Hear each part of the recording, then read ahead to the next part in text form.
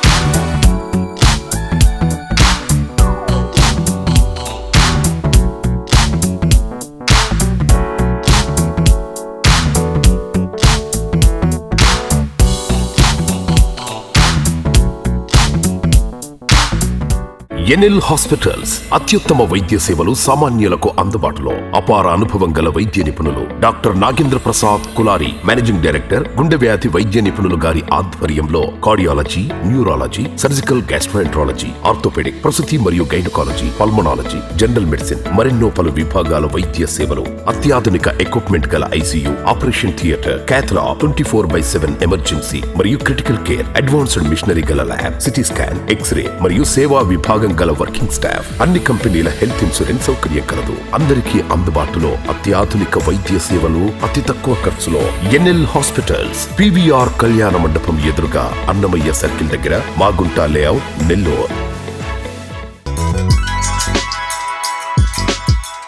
Hi Nilor, please subscribe to N3 TV.